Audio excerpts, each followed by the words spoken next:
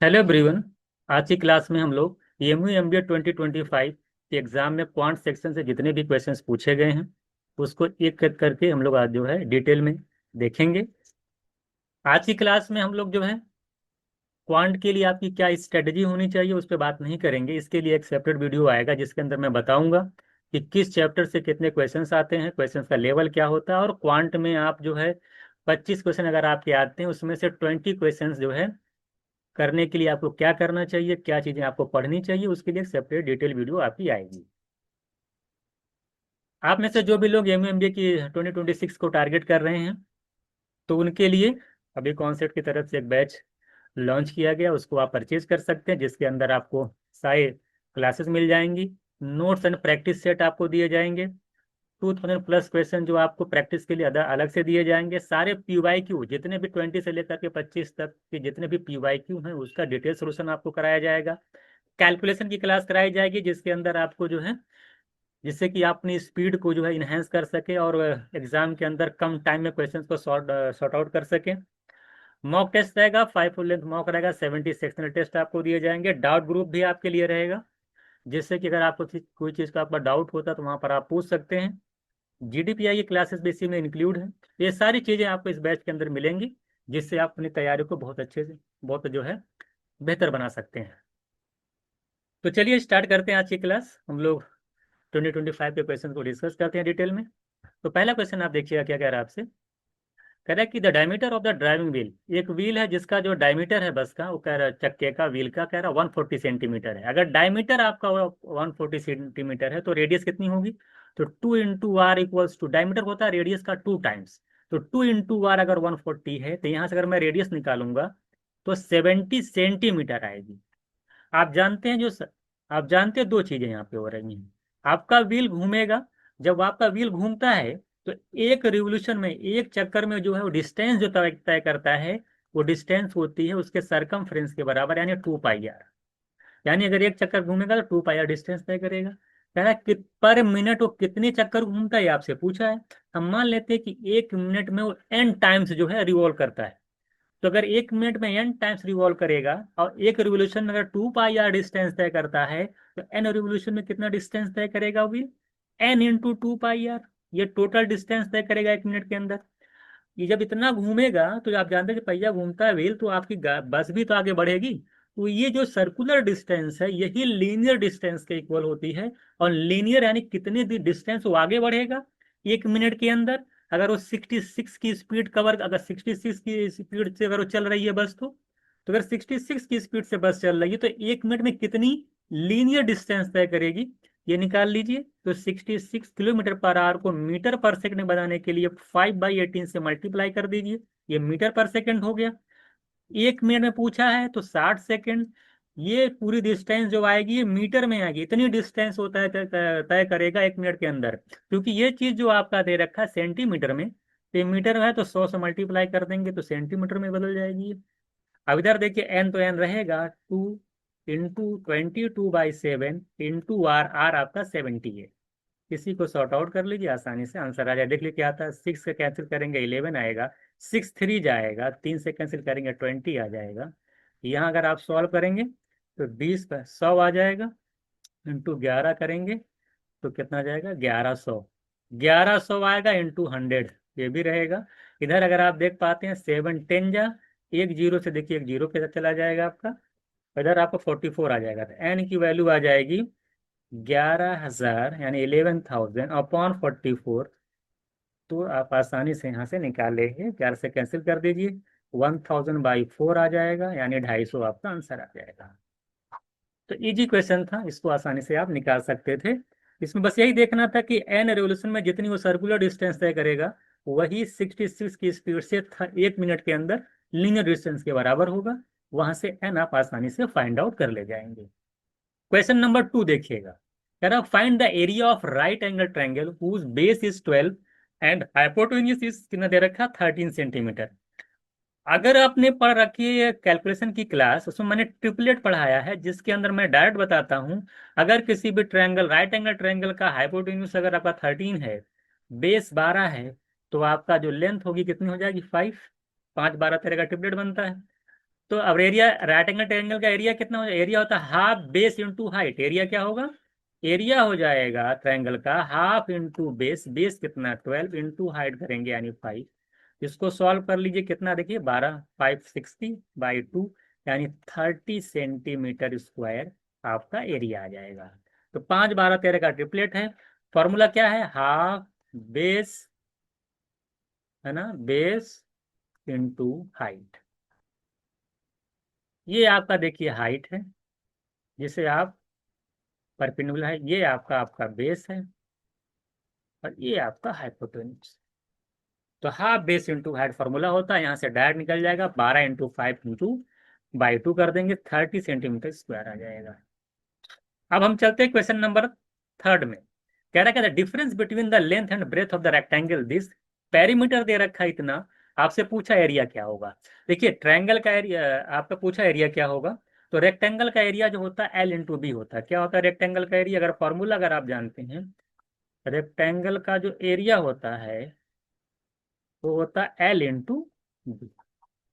बात समझ में आ गई? Difference between the length and breadth, length और ब्रेथ में जो डिफरेंस है वो दे रखा है आपको 23। और आपसे पेरीमीटर, पेरीमीटर क्या होता है? रेक्टेंगल का जो पेरीमीटर होता है 2 टाइम्स L+B, ये फॉर्मूला होता है। ये दे रखा है आपका 206। यहां से अगर मैं 2 से कैंसिल करता हूं तो ये आपका आ जाएगा 103। तो दो इक्वेशन आपके पास आ गई।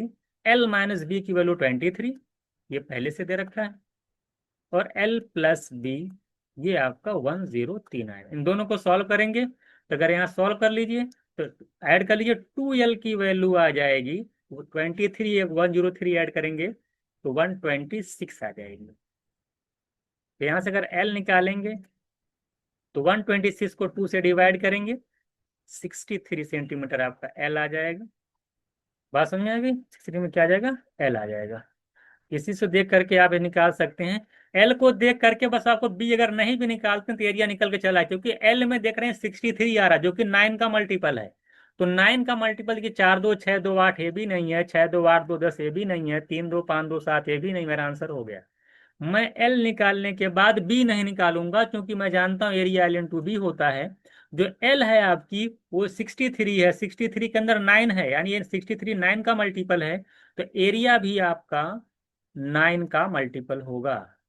एरिया भी आपका 9 का मल्टीपल होगा। मैं निकाल करके भी दिखा दे रहा हूँ आपको, देखिएगा। एल निकल आया तो बी निकल नहीं जाएगा। एल की अगर वैल्यू 63 तो बी की वैल्यू कितनी आएगी? बी निकल नहीं जाएगा। 103 में से एल माइनस कर दीजिए, तो 103 में से 63 माइनस कर देंगे तो आ जाएगा 40। कितना जाएगा? 40। अब इसी को मल्टीप्लाई कर दीजिए एरिया में, एरिया निकालेंगे तो 40 इंटू 63 करेंगे मल्टीप्लाई, तो आपका 2520 आ जाएगा। कितना आ जाएगा? अब देखिए ये स्टेप भी नहीं करना पड़ेगा, ये स्टेप भी नहीं करना पड़ेगा। अगर आप यहीं से समझ जाते हैं तो एल मतलब 9 का मल्टीपल अगर आप यहाँ से देख पाते हैं तो आपका ये वाला पोर्शन और ये वाला पोर्शन एग्जाम के अंदर नहीं करना पड़ेगा। ये सारी चीजें मैं क्लास के अंदर सिखाता हूँ। तो ये चीज करके भी आप अगर पास टाइम कम है तो आप यहाँ पे अपना टाइम बचा सकते हैं, और डायरेक्ट आप आंसर लिख देंगे 2520, क्योंकि 9 का मल्टीपल वही है। क्वेश्चन नंबर 4 देखिएगा। कह रहा कि 3 सर्कल्स जिसकी रेडियस 3.5 सेंटीमीटर है वो एक दूसरे को टच करते हैं। यानी इस तरह से देखिएगा, एक सर्कल मान लिया आपका ये है, एक दूसरा सर्कल उतने ही रेडियस का ये है, और तीसरा सर्कल आपका है वो सेम रेडियस का ये है, और तीनों दूसरे को क्या करते हैं? टच करते हैं। इस तरह से टच करते हैं, ठीक है, बना लीजिएगा।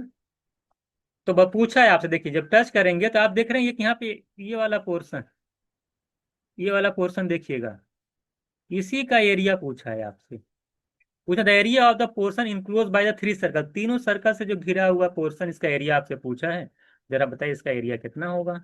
अगर तीनों का सेंटर मैं यहाँ इस तरह से बनाता हूँ तो आप देख पा रहे हैं ये देखिए तीनों के सेंटर को अगर मिला दिया जाए तो ये जो ट्रायंगल बनेगा, देख सबकी रेडियस सेम है, ये 3.5 रेडियस का है ना, ये 3.5 रेडियस है, सबकी 3.5 रेडियस है। ये भी 3.5 होगा, ये भी 3.5 होगा, ये भी 3. सबका रेडियस 3.5 है। तो आपसे पूछा, जरा बताइए कि ये बीच वाले का एरिया क्या होगा। ये देखिए अच्छा क्वेश्चन है ये।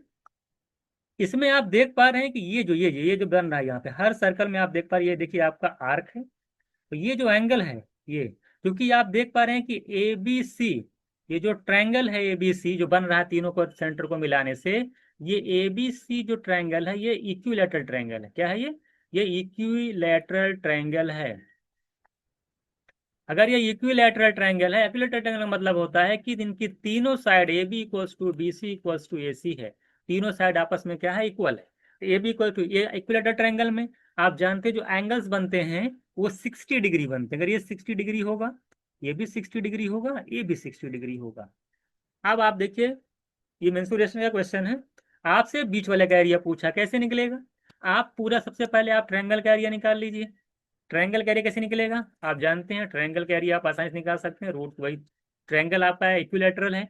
तो ट्रायंगल एबीसी का अगर एरिया निकालना होगा, एबीसी ट्रायंगल का अगर आपको एरिया निकालना होगा तो क्या लिखेंगे आप, इक्विलैटरल ट्रायंगल का एरिया होता है √3/4 इंटू साइड का स्क्वायर। साइड क्या देखिए 3.5 इतनी और 3.5 ये भी, तो 3.5 ऐड करेंगे 7 आ जाएगा। तो 7 का अगर स्क्वायर √3/4 इंटू साइड का स्क्वायर होता है, तो साइड है आपकी क्या 7, 7 का स्क्वायर करेंगे तो आपका हो जाएगा 49। कितना हो जाएगा 49। इसी को आपको सॉल्व करना है। इसको आप सॉल्व कर लीजिए, देखिए कितना आ रहा है, ट्रायंगल ऑफ एरिया निकाल लीजिए कितना आ रहा है। यहाँ देखिए √3 की वैल्यू है 1.732 इंटू 49 को 4 से डिवाइड करेंगे तो 12.25 आएगा। अब कुछ लोग देखिए मल्टीप्लाई कैसे करेंगे, बहुत इंपॉर्टेंट बात, कैलकुलेशन अगर क्लास देखें तो मल्टीप्लाई कैसे करते हैं ध्यान दीजिएगा। 1.73 को सबसे पहले 12 से मल्टीप्लाई करेंगे, ओरली कर सकते हैं, 12 24 आ जाएगा, 4 36 2 38 3 84 3 87 7 20.784 आ गया, देख लीजिए 20.74 आ गया। अब 0.25 से मल्टीप्लाई का मैंने कॉन्सेप्ट बताया था कि 0.25 से मल्टी का मतलब कि 4 से डिवाइड करना होता है। इसी में ऐड कर दीजिएगा 0.25 को 4 से, इसको डिवाइड करके इसी में ऐड कर दी, कैलकुलेशन क्लास देखिएगा। 4 से जब डिवाइड करेंगे तो पॉइंट लग जाएगा 0.44 1 4 3 12 आ जाएगा 4.33। देख लीजिए, ठीक है 4.3। अब दोनों को अगर आप ऐड कर पाते हैं, दोनों को क्या कर दीजिए, अगर ऐड कर पाते हैं, देखिए 4 3 7 8 3 11 के एक, 7 4 11 1 12 और 20 1 21। देखिए मल्टीप्लाई ये इंपॉर्टेंट होता है। अगर आपको ये वाला मल्टीप्लाई नहीं आता तो आप एक एक करके मल्टीप्लाई करेंगे, मल्टीप्लाई में गलती कर देंगे। लेकिन अगर आपको ये कॉन्सेप्ट पता है कि 12 से मल्टीप्लाई करने में ओरली कर ले जाएंगे, 0.25 से मल्टीप्लाई करने का मतलब होता है 4 से डिवाइड। 0.25 मतलब क्या, 25%। 25% का मतलब क्या, देखिए समझिए इस चीज को, 25% का मतलब होता है 25/100 यानी 0.25, और 25% का मतलब होता है 1/4। तो वही मैं कह रहा हूँ कि 25.25 से मल्टीप्लाई करिए या 1/4 से मल्टीप्लाई करिए, यानी 4 से डिवाइड करिए, बात एक ही है। ये कैलकुलेशन क्लास में सिखाया गया था। तो 4 से डिवाइड करना आप ओरली कर सकते हैं, देखिए ओरल डिवाइड कर दिया मैंने, और ओरली आप इसको ऐड भी कर सकते हैं, यानी स्क्रीन पे देख करके या सिर्फ पेन पे एक एक बस खाली एक ही लाइन में इसको जो है आसानी से मल्टीप्लाई कर सकते हैं। तो ट्रायंगल का एरिया आपका आ गया 1221.21 सेंटीमीटर स्क्वायर। अब आपको देखिए ये जो बनना छोड़ो ना, यहाँ पे देख रहे हैं एक आर्क बन दिखाई दे रहा है, यहाँ पे एंगल बन रहा है, इसे बोलते हैं एरिया सेक्टर। और 3 एरिया सेक्टर बन रहे हैं, तीनों का देखिए रेडियस सेम है, एंगल भी सेम है, तो तीनों का एरिया सेम होता है। और एरिया सेक्टर का जो फॉर्मूला होता है, तो यहाँ पे तीनों एरिया का मैं डाट निकाल रहा हूँ, एरिया सेक्टर का फॉर्मूला 3 से मल्टीप्लाई कर रहा हूँ, क्योंकि 3 एरिया सेक्टर, ये वाला एरिया ये वाला 3 बन रहे हैं ना, तीनों का एरिया। एक का एरिया निकलना, एक का एरिया कितना होता है, θ/360। फॉर्मूला लिख लीजिए, एरिया सेक्टर का क्या होता है, θ/360 इंटू πr²।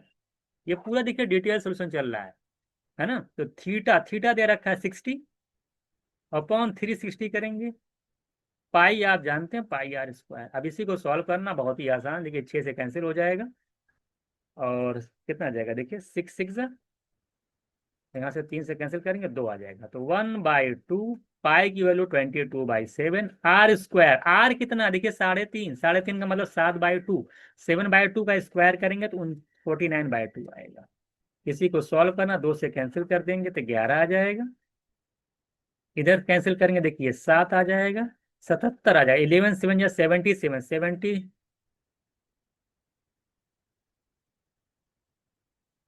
अच्छा नीचे आ जाएगा 4, ठीक है, 7/2 है तो नीचे आ जाएगा 4। अब इसी को डिवाइड कर लिए, 11 आ जाएगा, 77 हो गया। 77/4 कर लीजिए। 77/4 करेंगे अगर आप,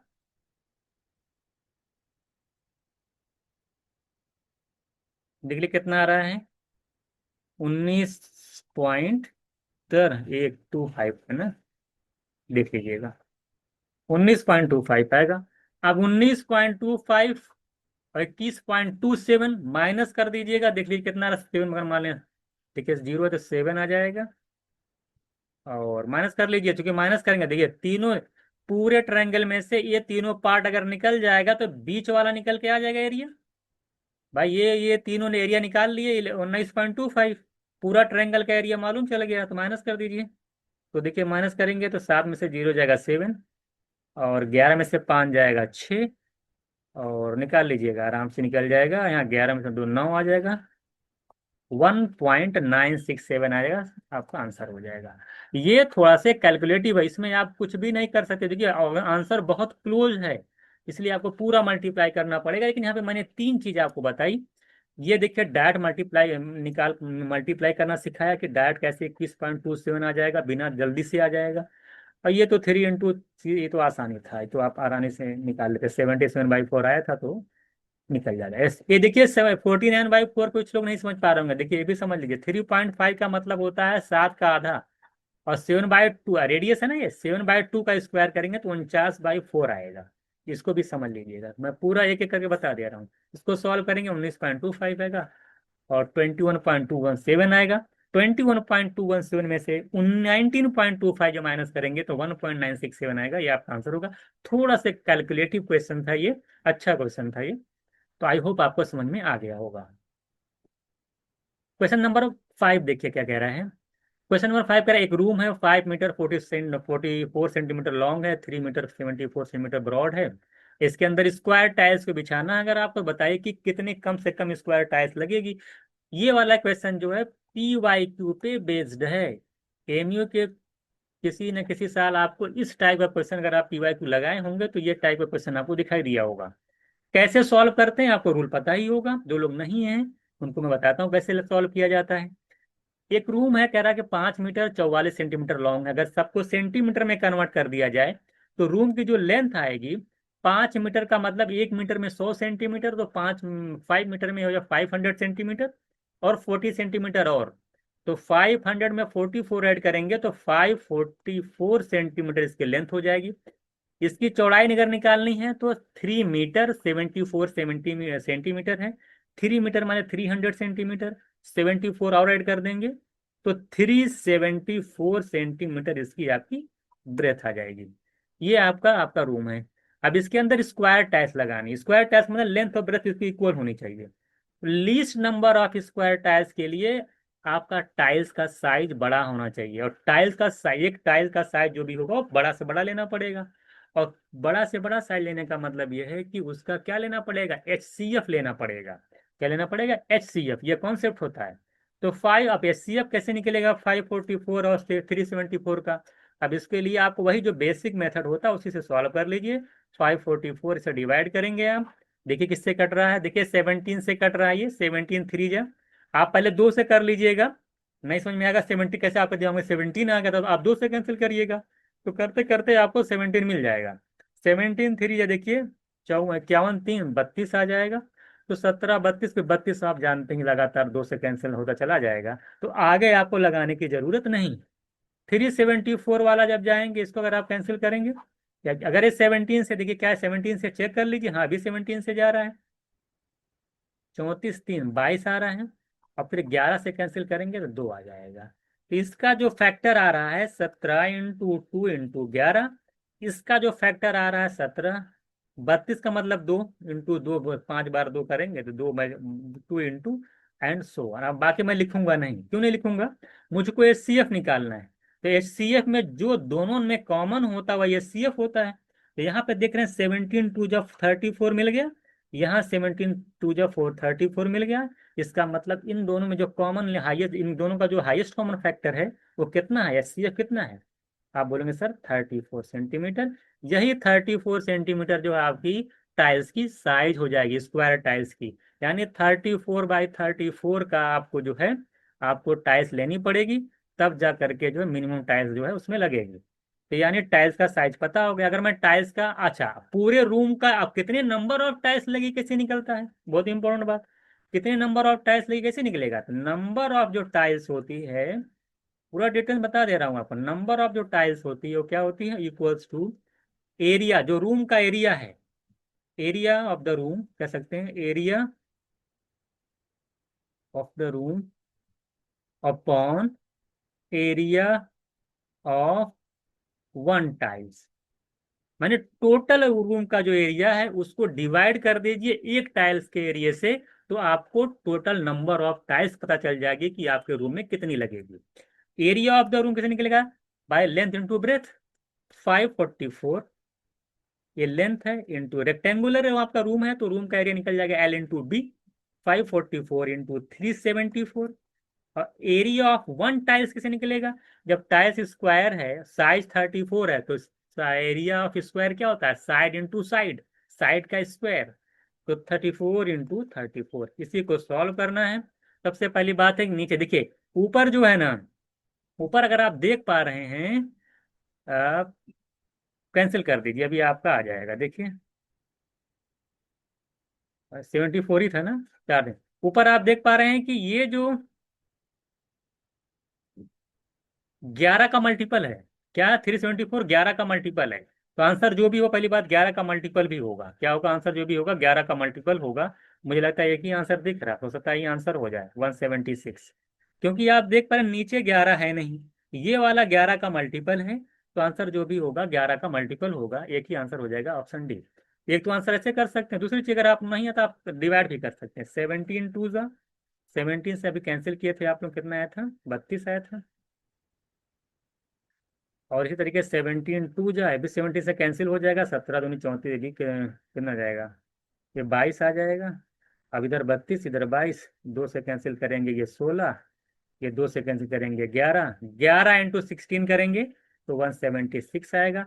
या तो अगर आप इतना बचना चाहते हैं कैलकुलेशन से, तो आपको इसको देख करके आपको आइडिया लगना चाहिए, यार ये तो 11 का मल्टीपल है, क्या ये 11 का मल्टीपल है। अगर ये 11 का मल्टीपल है और जिससे डिवाइड कर उसमें 11 है नहीं, यानी आंसर में 11 आना ही आना है। तो 11 का मल्टीपल ये तो नहीं है, 6 1 7 में 3, 6 1 7 3 4 नहीं है, 7 में 6 ये नहीं है। तो 11 का मल्टीपल देख करके आप आसानी से कैलकुलेशन से बच सकते हैं। 11 के मल्टीपल अगर आपको दिखाई दे रहा है तो, नहीं दे रहा है तो आप आसानी, जैसे मैंने आपको सॉल्व किया है उसको कैंसिल आउट करके सॉल्व कर सकते हैं। दोनों ऑप्शन आपके पास है। जिनके लिए टाइम कम है उनके लिए मैंने एक चीज यहाँ पे आपका 2 4 5 सेकंड मान लेते, पेपर खत्म होने जा रहा है, तो यहाँ पर अपना टाइम आप आसानी से बचा सकते हो आप। अगला चलते हैं हम लोग, नेक्स्ट क्वेश्चन देखिए क्या कह रहा है, the ratio between the perimeter and breadth. किसी भी कोई रेशियो है, पेरीमीटर और ब्रेथ का रेशियो दे रखा है, रेक्टेंगल है आपका है, जिसके पेरीमीटर और ब्रेथ का, पेरीमीटर का रेशियो दे रखा है और उसकी जो चौड़ाई है, जो उसकी जो ब्रेथ है उसकी जो है उसका रेशियो दे रखा है, कितना दे रखा है, 5:1, ये आपको दे रखा है। अब हमें कह रहा है कि एरिया कितना दे रखा है रेक्टेंगल का, एरिया दे रखा है रेक्टेंगल का 216 सेंटीमीटर स्क्वायर। आपसे पूछो what is the length of the rectangle, क्या होगा, कुछ नहीं, आप एक्स से एज्यूम करके लगा सकते हो आप। मान लेते हैं कि उसकी जो ब्रेथ है वो एक्स सेंटीमीटर है, ठीक है, एक्स यूनिट एक्स सेंटीमीटर ले, सेंटीमीटर ले लीजिए। और उसका पेरीमीटर मान, जब ये एक्स है तो सही में पेरीमीटर मान लेते हैं कि 5x है, कोई दिक्कत नहीं। पेरीमीटर होता क्या है, पेरीमीटर जो होता है वो आप जानते हैं कि 2l+b, क्या होता है 2l+b, ये पेरीमीटर है। और पेरीमीटर दे कितना रखा है आपका 216। अब देखिए, देख लीजिएगा आप, 2l+b = 216 दे रखा है, नहीं सॉरी पेरीमीटर दे रखा, सॉरी पेरीमीटर 216 नहीं है, ये आपका वो दे रखा है, पेरीमीटर है 5x, कितना पेरीमीटर 5x।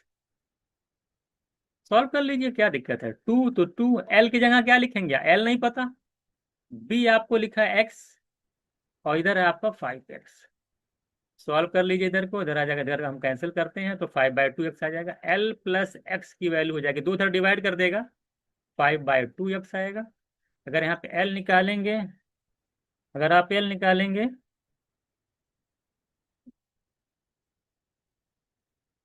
अगर आप एल निकालते हैं यहाँ से तो 5/2x में से x माइनस कर दे देंगे। 5/2x में से अगर x माइनस कर दीजिए तो 3/2x आ जाएगा। क्या आ जाएगा? 3/2x। एल आ गया आपका 3/2x। एल की वैल्यू अगर 3/2x है, बी आपको पता है कितनी है, एक्स है, एरिया आपको पता है, यहाँ से एक्स निकल जाएगा। एल इंटू बी की वैल्यू दे रखा है 216। एल आपका 3/2x है, लेंथ ब्रेथ आपकी एक्स है, एल इंटू बी करेंगे एरिया निकलेगा, एरिया आपका 216 है। यहाँ से कैंसिल कर लीजिए, 3 से कैंसिल करेंगे तो आप देख रहे हैं 72 आएगा। दो उधर मल्टीप्लाई कर देगा, एक्स स्क्वायर की वैल्यू आ जाएगी 144। एक्स निकाल लेंगे तो 12 आ जाएगी। एक्स जब 12 आ गई, आपसे पूछा क्या है? आपसे उसकी लेंथ पूछा है। क्या पूछा? आपकी उससे लेंथ पूछा है। लेंथ कितनी है? 3/2x। अगर आपको एल निकालना है तो 3/2 इंटू एक्स करेंगे, एस की वैल्यू 12, पुट कर देंगे आप यहाँ से तो 18 आ जाएगा। तो छोटा सा क्वेश्चन था ये आपका, कुछ करना नहीं था। यहाँ से एल निकालना, एल इंटू बी से एक्स निकल जाएगा, आराम से 3/2 इंटू करेंगे। कैलकुलेशन बहुत ही ईजी थी, तो 18 आपका आंसर आ जाएगा। ठीक है। एक तरीका और बता देता हूं मैं आपको, एक तरीका और है। सबसे पहली बात, अगर आप एक चीज देख पा रहे हैं कि जो एरिया आपका है वो 216 है। एरिया आपका क्या है? 216 है। अगर एरिया 206, मान लो आपके पास टाइम बिल्कुल नहीं था, माने टाइम ही नहीं है आपके पास, आपके पास सिर्फ 2-5 सेकंड बचा है, तो आप कौन सा ऑप्शन टिक करते हैं, ये भी ध्यान दीजिए। एरिया अगर आपका 216 है, जो कि 216 का मतलब क्या, 9 का मल्टीपल है। एरिया क्या है आपका? 9 का मल्टीपल। देखिए ये चीज कोई नहीं सिखाएगा आपको, तो मैंने सोल्यूशन बता ही दिया। एरिया अगर आपका 9 का मल्टीपल है, तो आप देख रहे हैं कि उसकी ब्रेथ तो 1 यूनिट है, तो जो लेंथ होगी वो कहीं ना कहीं आपको समझ में आना चाहिए कि वो भी 9 का मल्टीपल होनी चाहिए। 9 का मल्टीपल लेंथ क्या होगी? लेंथ उसकी क्या होगी? वो 9 के मल्टीपल में होगी। तो अगर लेंथ 9 के मल्टीपल में होगी तो यानी आंसर क्या होना चाहिए? 18। क्योंकि कोई भी लेंथ जो है 9 के मल्टीपल में यहाँ नहीं है सिवाय इसके। इसका मतलब ये है कि ये आपका जो है 18 सेंटीमीटर आपको एरिया को देख करके दिमाग में, चूंकि एल इंटू बी होता है, तो जो अगर एरिया 9 का मल्टीपल है तो एल एंड बी में कोई ना कोई 9 है। तो बी 1 यूनिट दिख रहा था, हमारे दिमाग में तुरंत आना चाहिए कि यार अगर बी 1 यूनिट है तो हो सकता है लेंथ आपके 9 के मल्टीपल में हो। तो 9 का मल्टीपल तो देख करके भी आंसर किया जा सकता था। अगर मान ले कोई ऑप्शन नहीं, टाइम नहीं बचा, तो अगर आप 18 मार के चले जाते, एल को एरिया को चेक करके दिमाग में, अरे यार इसमें 9 का मल्टीपल है तो लेंथ भी तो हो सकता है 9 का मल्टीपल हो, आंसर हो गया। ये देखिए आपका विद इन सेकेंड हो जाता है। ये भी चीज दिमाग में रखनी है, साथ ही साथ जो सोल्यूशन है वो आपको दिया ही जा रहा है। अगला क्या कह रहा है देखिएगा, कह रहा है one side of rectangular is field is ना 15 और डायगोनल दे रखा 17। देखिए रेक्टेंगुलर आपका बना हुआ इस तरह से, इसका डायगोनल्स है वो 17 है, और एक साइड दे रखी है 15। आप जानते हैं कि रेक्टेंगल 90 डिग्री, 15 7 के साथ जानते हैं कि जो ट्रिपलेट क्या होता है 8। आप कोई बोलेगा ट्रिपलेट क्या होता है? ट्रिपलेट आप जाके अभी कॉन्सेप्ट की साइड पे कैलकुलेशन की क्लास में ट्रिपलेट एक चैप्टर कराया गया है, उसको जाके देखिए, देखिए कितनी बार। अगर आपको ट्रिपलेट नहीं पता तो आप क्या करते? आप जानते क्या करते? आप वही लगाते, पाइथागोरस थ्योरम क्या कहती है, 17 का स्क्वायर करोगे इक्वल्स टू, फिर लिखोगे 15 का स्क्वायर 15 का, और फिर इस वाले साइड को निकालना पड़ेगा आपको। मान लेते हैं आपका ट्रायंगल ए बी, अगर आपका rectangle A B C D है, ए बी सी डी है, तो आप बी सी का स्क्वायर लिखते हैं यहाँ से, फिर आप सॉल्व करोगे, 289 आएगा, 225 माइनस करोगे, स्क्वायर रूट लोगे तब निकाल पाओगे। ये 289 आएगा, ये 225 आएगा, ये बी सी का स्क्वायर आएगा, बी सी का स्क्वायर आ गया 64, माइनस कर लीजिएगा, बी सी निकल के आ जाएगी आपकी 8। ठीक है, ये आ जाएगा, बीसी आपका 8 आ जाएगा। अब ये चीज ना करना पड़े इसके लिए ट्रिपलेट आप जाके देख लीजिएगा कि 17 15 के साथ 8 जो है साइड ऑटोमेटिक आपको याद होनी चाहिए कि इसके साथ 8 बनता है। इसलिए बता इसी बोलते हैं ट्रिपलेट। यानी ये ट्रिपलेट आपको 8 ना निकालना पड़े तो ट्रिपलेट की क्लास जाके देख लीजिएगा। अब एरिया तो बहुत आसानी से निकल जाएगा। एरिया क्या हो जाएगा इसका? एरिया तो बहुत ही इजीली फाइंड आउट कर सकते हैं। एरिया होता है एल इंटू बी। ये आपका एल है, ये आपका बी है, रेक्टेंगल देख लेते, एल इंटू बी निकाल ली। Area of field, find area of field पूछा आपसे, तो निकल जाएगा 15 इंटू 15, और रेक्टेंगल है, लेंथ 15, ब्रेथ 8, एरिया क्या एल इंटू बी, तो 15 इंटू 8 कर देंगे तो 120 आपका आ जाएगा मीटर स्क्वायर, आपका एरिया निकल जाएगा। ये पेन फ्री क्वेश्चन, इसमें कुछ भी आपको पेन चलाने की जरूरत नहीं है। डायरेक्ट दिख रहा है 15 8 15 8 120, आंसर हो गया। ये तो 1-2 सेकेंड का है। क्वेश्चन नंबर 8 देखिए, कह रहा है कि एन एरर 2% एक्सेस है, मान ले is made with while measuring the side of square. देखिए साइड ऑफ स्क्वायर की साइड मेजरिंग मेजर करते हैं तो कह रहे हैं कि उसकी जो लेंथ है, उसकी जो साइड है 2% का इंक्रीमेंट दिखाई दे रहा है। तो कहते हैं परसेंट लेंथ, अगर उसके साइड में 2% का इंक्रीमेंट दिखाई दे रहा है तो एरिया में कितने का इंक्रीमेंट होगा, ये आपसे पूछा है। आप जानते हैं कि जो स्क्वायर का एरिया होता है वो क्या होता है, साइड का स्क्वायर। भाई साइड इंटू साइड हो तो होता है ए स्क्वायर, एरिया होता है ए इंटू ए।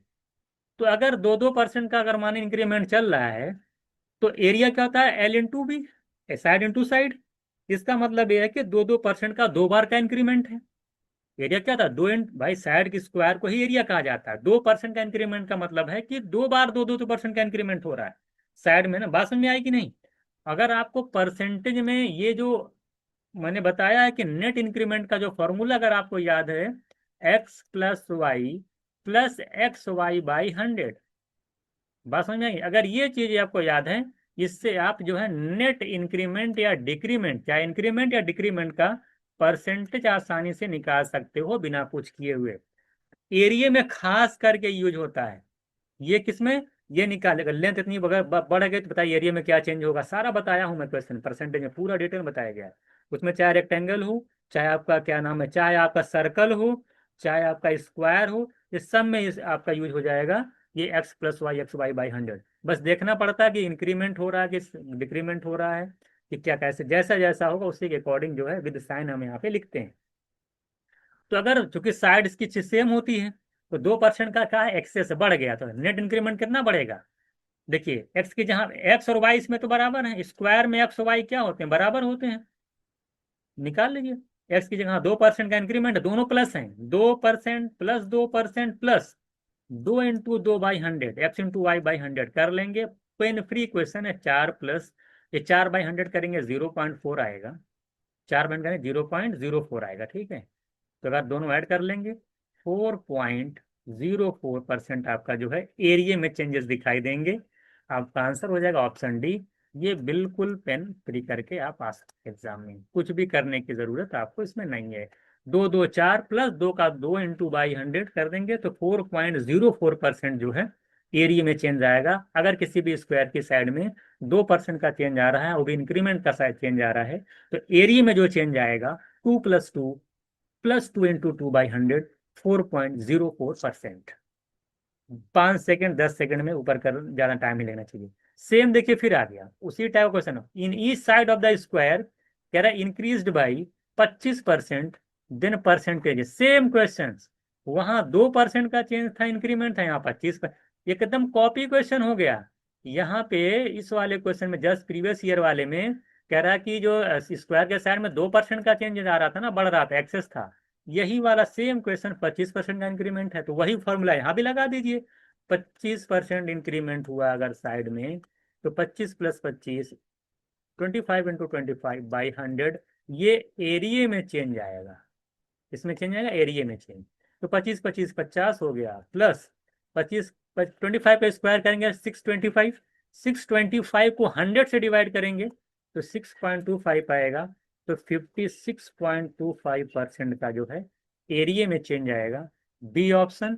ये भी आपका ओरली जो की कैलकुलेशन अच्छी वो आसानी से कर सकता है। एकदम सेम पैटर्न पे था, 25 दोनों का इंक्रीमेंट था, मैंने लगा दिया। क्वेश्चन नंबर 10 देखिएगा, फिर उसी पैटर्न पे एक क्वेश्चन आया लगातार। कह रहा है radius of circle decrease by 50%। तो जरा बताइए एरिया में क्या चेंज होगा। सर्कल का एरिया πr² होता है, पाई तो कांस्टेंट होता है। यहाँ भी हम जो है वही आसानी से लगा सकते हैं। r² है, 2 बार चेंज होगा, r × r। तो सर्कल की अब की बार डिक्रीज कहा है, तो रेडियस में अगर 25 50% का डिक्रीमेंट है तो एरिया में कितने का डिक्रीमेंट होगा। डिक्रीमेंट वाला कॉन्सेप्ट अगर आपको पता होगा, मैं कैसे लगाता हूँ, 50 + 50, यहाँ पे क्यों माइनस नहीं आएगा, प्लस नहीं आएगा, माइनस आएगा, 50 × 50/100। याद कर लीजिए, अगर 2 बार लगातार डिस्काउंट दिया गया है तो नेट डिस्काउंट कितना होगा, वही एकदम उसी कॉन्सेप्ट पे बेस्ड यहाँ क्वेश्चन है। अगर 50% का 2 बार डिक्रीमेंट हो रहा है, क्योंकि एरिया मतलब कि 2 बार लगेगा 50-50% का, तो एरिया में कितने का चेंज आएगा, 50 + 50 -50 × 2/50। और यहाँ पे ध्यान दीजिएगा, यहाँ पे नेट जो आएगा वो इंक्रीमेंट नहीं आएगा, भले आंसर प्लस में आ रहा है, यहाँ नेट जो होता है वो डिक्रीमेंट है, डिक्रीज में आएगा। कभी भी बढ़ के मत लिख दीजिएगा। जब दोनों बार दोनों चीज घट रही हो, एक 10-10% या 5-5%, जो भी है, अगर दोनों माइनस हो रहे हैं, वो नेट जो होता है वो डिक्रीमेंट ही आता है। तो 50-50 ऐड करेंगे 100 माइनस, इन दोनों बार आप सॉल्व करते हैं 25 माइनस कर देंगे, तो 75% क्या डिक्रीमेंट, ये नहीं कि डिक्रीज करेगा, है ना, ये ध्यान दीजिएगा। ये भी आपका अच्छा क्वेश्चन था, सेम। तो लगातार 3 क्वेश्चन आपके एग्जाम एमयू में सेम पैटर्न पे आए थे, जिसके हम लोग आसानी से आंसर कर सकते थे। क्वेश्चन नंबर 11 देखिएगा। The area of the larger circle that can be drawn inside rectangle with side इतना इतना। देखिए, अगर मान लिया आपका कोई रेक्टेंगल है, कह रहा है कि इसकी लेंथ दे रहे 18 सेंटीमीटर, मान लेते हैं इसकी लेंथ आपकी 18 सेंटीमीटर है और इसकी ब्रेथ है आपकी 14 सेंटीमीटर है। जब आप लार्जेस्ट सर्कल की बात करते हैं, इसका मतलब वो सर्कल कैसे होगा, ये ऐसे टच करता हुआ जाएगा। सबसे बड़ा सर्कल आपके अंदर यही आ सकता है। बात समझ में आ गई, जो कि दोनों उनकी लेंथ को टच करता हुआ जाएगा। वो अगर मानता है इसका सेंटर ये है, ये लार्जेस्ट सर्कल जो आपका इसके अंदर आएगा, ये इसका डायमीटर होगा। और ये सर्कल का जो डायमीटर है, ये इसकी ब्रेथ के रेक्टेंगल के ब्रेथ के इक्वल होगा। तो मैं यहाँ पे कह सकता हूँ जो सर्कल का डायमीटर है, यानी इसकी जो रेडियस, डायमीटर क्या होता है 2 × रेडियस, वो इक्वल है उस रेक्टेंगल के ब्रेथ के इक्वल, यानी 14 सेंटीमीटर के इक्वल होगा। तो यहाँ से अगर मैं आर निकालूंगा 7 सेंटीमीटर। एक बात और ध्यान दीजिए, मेंसुरेशन में कई बार मैं पढ़ाता हूँ, एरिया निकालना ना सर्कल का। जब रेडियस 7 का मल्टीपल है, तो आप जानते हैं कि सर्कल का जो एरिया होता है वो क्या होता है, πr²। क्या होता है, πr²। तो पाई की वैल्यू 22/7, r² यानी 7 का स्क्वायर करेंगे 49। यहाँ से जब कैंसिल करेंगे 7 7 जा, तो 20 × 7 करेंगे 154 सेंटीमीटर स्क्वायर जो है आपका एरिया आ जाएगा। तो कॉन्सेप्ट समझ में आ गया। तो ये आपका क्वेश्चन नंबर 11 का, सब बेसिक क्वेश्चंस हैं, इसमें ज़्यादा टाइम मैं नहीं ले रहा हूँ। मैं जानता हूँ कि आपको बहुत सारी चीज़ें यहाँ पे समझ में आ रही होंगी। क्वेश्चन नंबर 12 देखिएगा, 12 देखिएगा। गार्डनर हैज 100,000 प्लांट्स, 1000 प्लांट्स है। कह रहा है उसमें वो ऐसे अरेंज करना चाहता है कि जितने नंबर ऑफ रोज हों उतने ही नंबर ऑफ कॉलम हों। तो बताइए कि what is the minimum number of plants near to more. तो उसे जो है कितना मिनिमम नंबर ऑफ प्लांट और लगाना चाहिए कि जिससे कि वो सेम रो सेम कॉलम में उसको एडजस्ट कर सके। सेम रो सेम कॉलम का एक बार कॉन्सेप्ट देखिएगा क्या होता है। जैसे आपको मान लीजिए किसी चीज को अरेंज करना है, अगर 2 रो बनाते हैं 2 कॉलम भी बनाना है, अगर 3 रो 3 कॉलम एडजस्ट करना है, 4 रो 4 कॉलम एडजस्ट करना है, इस तरीके से 10 रो 10 कॉलम में अगर एडजस्ट करना है, इसके लिए जिसको आप एडजस्ट करना चाहते हो वो परफेक्ट स्क्वायर होना चाहिए। क्या होना चाहिए, परफेक्ट स्क्वायर। कैसे होना चाहिए अभी मैं समझाता हूँ।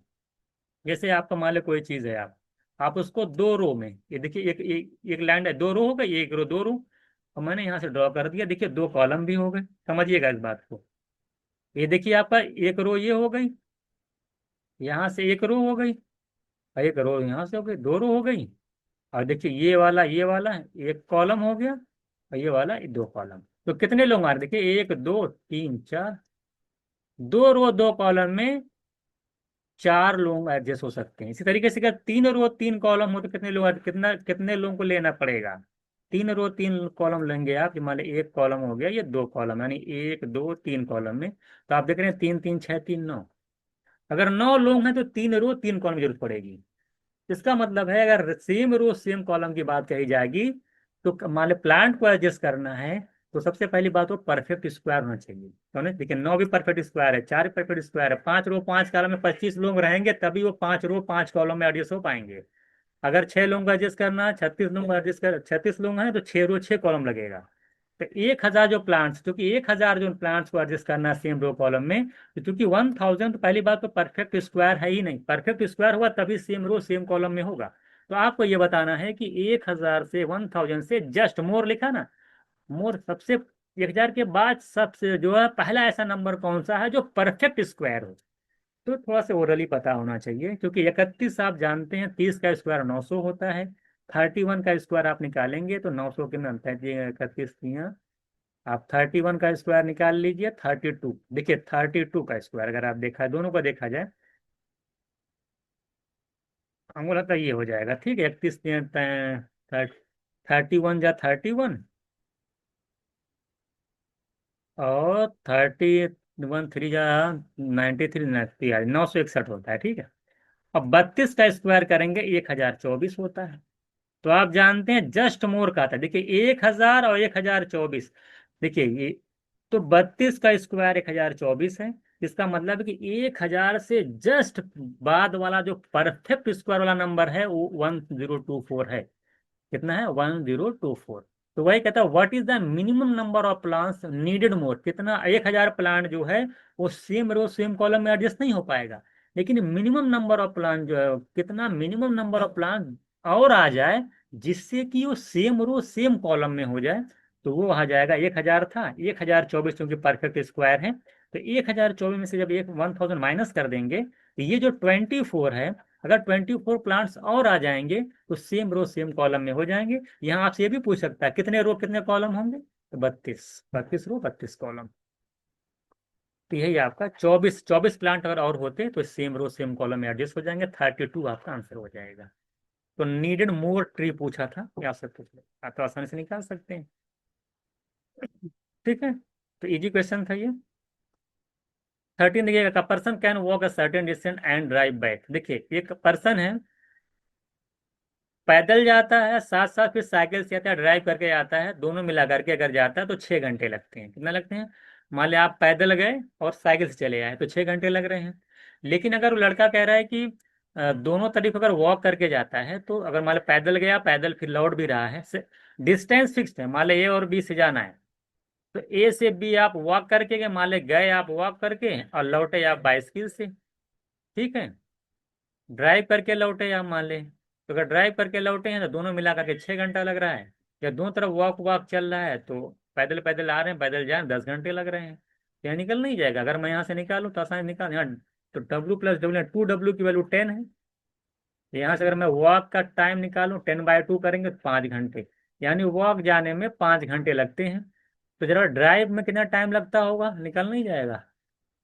6 में से 5 माइनस कर देंगे, ड्राइव से यानी कि अगर साइकिल से जाते हैं तो 1 घंटे लगते हैं। कितने लगते हैं, 1 घंटे। और पैदल जाएंगे तो 5 घंटे लगते हैं। दो इक्वेशन में दोनों को मैंने सॉल्व कर लिया। 2W की वैल्यू 10 है, W की वैल्यू 5 आ जाएगी, यानी पैदल जाएंगे तो 5 घंटे लगेंगे। अब पैदल प्लस बाइसिकल की वैल्यू मिला के 6 घंटे लगते हैं, इसका यानी बाइसिकल से अगर आप जाते तो कितना लगता, 6 में से 5 1 घंटा लगता। तो कह रहा है अगर दोनों तरफ हम ड्राइव, दोनों तरफ अगर हम साइकिल से जाएं ड्राइव करके हुए जाएं तो कितना लगेगा, ड्राइव करते हुए जाए 1 घंटा लगता है, तो 1 घंटा जाने में लगेगा फिर लौटने में भी 1 घंटा लगेगा। तो कुल मिला के जो टाइम लगेगा आपको 2 घंटे लगेंगे। तो दोनों तरफ अगर बोथ वे में अगर आप ड्राइव करते जाएंगे तो 1 घंटे प्लस 1 घंटे यानी 2 घंटे लगेंगे। ये इजी क्वेश्चन था, ये भी आपका PYQ पे बेस्ड है। इस तरह का क्वेश्चन आपको कराया गया है। क्वेश्चन नंबर 14 देखिएगा, देखिए आपका स्टैट का क्वेश्चन आ गया। स्टैट का क्वेश्चन आया, मीन का डायरेक्ट फार्मूला पूछ लिया है। तो मीन का डायरेक्ट फार्मूला सभी को पता होना चाहिए, sigma FX upon sigma F होता है। Option C is right answer. ये क्लास 10th में जो भी लोग स्टैट्स पढ़े हैं चाहे CBSE ऐसी बोर्ड को, उनको पता होना चाहिए। बीकॉम वालों तो स्टैट्स पढ़ते ही उनको तो पता ही होगा। अदर लोगों को अगर नहीं पता है तो स्टैट्स का चैप्टर जो है एक बार जाके बेसिक चीजें कम से कम देख लें। तो 14 का आंसर आ जाएगा sigma FX upon sigma F। ये वाला देखिए रिग्रेशन कॉफिशिएंट जो है, देखिए स्टैट्स का थोड़ा सा स्टैंडर्ड लेवल का क्वेश्चन है। आप अगर नहीं, अगर आप बैकग्राउंड बीकॉम वगैरह से नहीं है, स्टैट्स वगैरह नहीं पढ़ रखे तो कोई बात नहीं, ऐसे क्वेश्चन को आप छोड़ सकते हैं। इसका आंसर जो होगा मैं बता देता हूँ आपको, सिग्मा एक्स आई फर्स्ट ऑप्शन है इसका, सिग्मा XI ये वाला जो आपका रिग्रेशन कॉफिशिएंट का ये आंसर होगा। अगर आपको नहीं आता इसको लीव भी कर जाइए, कोई दिक्कत वाली बात नहीं है। ठीक है, जिनको जिनको स्टैट्स पढ़ रखे हैं उनको ये फॉर्मूला पता होगा। ये वाला ग्राफिकल मेजर में measure estimate the inequality in distribution called, ये लॉरेंज कर्व कर्व होता है। और ये भी आपका कह सकते हैं स्टैट का स्टैंडर्ड लेवल का क्वेश्चन है। जिसको स्टैट्स आती है ठीक ठाक वो कर ले जाएंगे, जिनको नहीं आती वो लीव कर जाएं, कोई दिक्कत वाली बात नहीं है। 25 में से अभी 2 ही क्वेश्चन ऐसा जा रहा है, अभी जितने क्वेश्चन किए हैं सिर्फ 2 क्वेश्चन ऐसा जा रहा है जिसमें कि आप जो है इस स्टैंडर्ड लेवल के क्वेश्चन आपको दिखाई दे रहे हैं। क्वेश्चन नंबर 17, अगर आप अलजेब्रा पढ़े हैं, मेरा जा करके वहां पे देखिएगा, ये डायरेक्ट फॉर्मूला पूछ लिया आपसे। अगर ये प्लस बी जीरो है तो A cube plus B cube plus C cube की वैल्यू 3 ABC के इक्वल होती है, जाकर उसको देख लीजिएगा। ये भी इजी क्वेश्चन। ये देखिए, सब किसी में पेन ही नहीं चलाना, अभी तक आप सॉल्व कर रहे थे ना, अब आपको किसी भी क्वेश्चन में सॉल्व करने की जरूरत नहीं है। तो 3 ABC आ जाएगा आपका। 18 आपका देख लिए, बता देता हूँ। 18 में कह रहा है कि x+11+1 डिवाइड बाई x+1, तो रिमाइंडर क्या होगा, आसानी से निकाल सकते हैं। x+1 से डिवाइड करेंगे तो x इक्वल्स टू क्या पुट करना पड़ेगा, x+1 का मतलब इसका x+1 equal to 0, x equals to -1, ये मैंने बताया है। यानी x इक्वल्स टू -1 यहाँ पे पुट करिए, और देखिए रिमाइंडर क्या आता है। फंक्शन आपका दे रखा है ना, तो x की पावर 11 है तो -1 की पावर 11 और +1। नेगेटिव की पावर अगर ऑड है तो नंबर ऑड ही आता है, तो -1 ही आएगा, और +1 करेंगे ये 0, यही आपका रिमाइंडर हो जाएगा। इसका मतलब है कि रिमाइंडर कितना आएगा, 0। ये फिक्स पैटर्न है, और इस तरह के क्वेश्चन आप जो है कराए जाते हैं आप क्लास में, है ना। ठीक है, तो रिमाइंडर कितना आ जाएगा, 0 आ जाएगा। अगर यहाँ पे माइनस साइन होता तो हम 1 पुट करते, अगर ये बोलता ना, है ना, 0x-1 अगर होता तो हम क्या पुट करते, 1 पुट करते। ठीक है। 19 देखिएगा। 19 में कह रहा है, ये लीनियर इक्वेशन क्वेश्चन है, कह रहा है x+2y, कह रहा है x+2y ये लेस देन इक्वल्स टू 3 है। दो कंडीशन और दे रखे, x जो है 0 से बड़ा होना चाहिए, y भी 0 से बड़ा होना चाहिए। तो इसमें से कौन सा सोल्यूशन होगा, बहुत इजी क्वेश्चन था। s की वैल्यू 0 से बड़ी होनी चाहिए, यहाँ पे -1 है तो ये ऑप्शन चला गया। y की वैल्यू 0 से बड़ी होनी चाहिए, अब देखिए डी ऑप्शन चला गया जो दिनों में, क्योंकि x 0 y 0 है, जबकि कहा कि 0 से बड़ी होनी चाहिए। यानी डी ऑप्शन और ए ऑप्शन देखते ही कैंसिल हो गया। अब हम बी और ए को चेक कर लेते हैं। अगर एक्स की जगह 2 रखा जाए, एक्स की जगह 2 रख दीजिए, 2 प्लस, और वाई की जगह 1 रखिए, तो 2 × 1 करेंगे, लेस देन इक्वल्स टू 3 आना चाहिए। 2 + 2 4, क्या 4 3 से कम है या इक्वल, 4 3 से कम है ही नहीं है, ऑप्शन चला गया। सी ऑप्शन ये राइट आंसर। ये क्वेश्चन ऑप्शन को वेरीफाई करके लगाना है। दो ऑप्शन ऐसे ही कैंसिल हो जा रहे हैं, और डी, बी और सी में चेक कर लेंगे। बी में 4 आ जा रहा है जो कि 4 3 से लेस नहीं होगा, 4 3 से, तो आपका बी ऑप्शन भी चला गया, तो C option is right answer. आप देख लीजिए, 2 1 3 3 इक्वल भी है, बराबर आ जाएगा। ठीक है, तो ये आपका सी ऑप्शन राइट आंसर आ जाएगा। अगला देखिएगा, कहता है sum of the root of the quadratic equation. ये देखिए क्वाड्रेटिक इक्वेशन होता है, इसका रूट्स पूछा है। सम ऑफ द रूट का एक फॉर्मूला होता है अल्फा प्लस बीटा, अगर आप देखें -b/a, क्या होता है, -b/a। ये भी विद इन सेकंड का क्वेश्चन था, -b। b यहाँ पे क्या दे रखा है, देखिए ये b है, ये क्या है आपका b है। ये देखिए x² कोफिशियंट यहाँ पे 1, a की वैल्यू क्या है 1। ये देखिए यहाँ b क्या है, b वैल्यू है -6, इसको बोलते हैं c क्या है 2, तो -b/a कर दीजिए, माइनस पहले से रहेगा, और b भी माइनस पहले से दे रखा -6 अपॉन a की वैल्यू आप देख रहे हैं x² का कोफिशियंट 1 है, तो 1 से डिवाइड करें, माइनस माइनस प्लस, +6/1 करेंगे तो +6 आएगा। Option D right answer. यही आपसे पूछा था कि प्रोडक्ट ऑफ फूड बताइए, अगर ये पूछता product of food alpha beta, ये होता है c/a, और सी की वैल्यू आप देख रहे थे यहाँ पे 2 है, और ए तो 1 है, तो 2/1 यानी 2, तब आंसर आ जाता 2। ठीक है, तो ये जो आंसर दिया है ना, ये प्रोडक्ट ऑफ रूट का दिया है, क्या दिया है ये, प्रोडक्ट ऑफ रूट। और ये जो आंसर है आपका सम ऑफ रूट्स है। चलिए आगे चलते हम लोग। 21 देखिएगा, करो what will be the median of the point, median of the, अब ये आपका डाटा दे रखा है, इसका मीडियन पूछा है। इसको सॉल्व करने के सबसे पहले जितने भी डाटा नंबर दे रखे हैं, इनको एक असेंडिंग ऑर्डर में अरेंज कर लो। तो सबसे छोटा नंबर क्या दिख रहा है आपको, 2, 2 हो गया। उसके बाद देख लीजिए 5 हो गया, 5 दोबारा नहीं है, तो उसके बाद देखेंगे, देखिए कहाँ से 2 हो गया, 5 5 कहाँ चला गया, 5 हो गया। उसके बाद देखें 7 यहाँ पे आया, 7 यहाँ पे 2 बार 7 आ गया, ऐसे अरेंज करना पड़ेगा। उसके बाद देख रहे हैं 8 यहाँ पे है, 8 यहाँ पे है, तो 2 बार 8 आ गया। उसके बाद देख रहे हैं 2 7 8, उसके बाद 10 दिख रहा है, 10 यहाँ पे दिख रहा है, 10 यहाँ पे दिख रहा है, 2 बार 10 हो गया। उसके बाद देखिए 10 के बाद 10 खत्म हो, उसके बाद कम बचा 48, 17, 27, 15, 14, 18, 28। आपके बाद देख रहे हैं 14 आ गया, 14 ले लीजिए। 14 चला गया, 14 के बाद देख रहे हैं आपका 15 आ गया, है ना, तो 15 ले लीजिए। उसके बाद कौन बचा है 35 में, 17 आ गया, 17 हो जाएगा। ऐसे आप करते चले जाएंगे 17। उसके बाद बड़ा कौन सा नंबर 18, तो 18 ले लीजिएगा। 18 के बाद कौन सा नंबर आ रहा है 18, 28 ना, 27 आएगा, तो 27। इसी तरीके से आपका 28 आ जाएगा, और उसके बचा कौन 48। कितने नंबर टोटल, एक दो, दो देखिए, दो, दो चार, दो छः, दो आठ, दो 10, दो 12, 13, दो 15। कितने नंबर टोटल आपके 15 हैं। फिर देख लीजिए, दो, एक तीन, एक चार, पाँच, छः, सात, आठ, नौ, 10, 11, 12, 13, 14, 15। 15 की 16 एक बार चेक कर लीजिएगा। एक, दो, तीन, चार, पाँच, छः, आठ, नौ, 10, 11, 12, 13, 14, 15, 16, कितने हैं टोटल 16 है। ठीक है। इसके बाद 16 टोटल आपके नंबर्स हैं। तो अगर 16 यानी कि इवन है, क्या है आपका इवन नंबर दे रखा है। ठीक है। इवन नंबर अगर आपका टोटल होगा, तो आप अच्छा 24 भी देखिए बीच में छूट गया था तभी नहीं आ रहा था, तो यहाँ 24 भी लिख लीजिए। 24 देखिए यहाँ आ जाएगा 18 के बाद, यहाँ पे 24 आएगा। 24, 27, 28, 48। देखिए जब नंबर ऑफ टर्म्स इवन होते हैं, जब एन इवन होता है, तो मीडियन कैसे निकालते हैं, अगर आपको पता हो नहीं फॉर्मूला, मीडियन कैसे निकलती है। मीडियन इक्वल्स टू होता है n/2th टर्म प्लस n/2th+1। ठीक है। और डिवाइड बाई टू होता है, क्या होता है डिवाइड बाई टू, n/2। तो टोटल 16 टर्म थे, 16/2 करेंगे 8th टर्म आ जाएगा, प्लस 9th टर्म, उसका एक ज्यादा, n/2+1, 8th भाई, 16/2 8th टर्म +1 करेंगे तो 9 टर्म आ जाएगा। तो 8वां टर्म प्लस 9 टर्म अपॉन 2 कर लीजिए, आंसर आ जाएगा। 8वां टर्म आपका क्या है, 1, 2, 3, 4, 5, 6, 7, 8। 8वां आपका 10 है, 9वां आपका 14 है।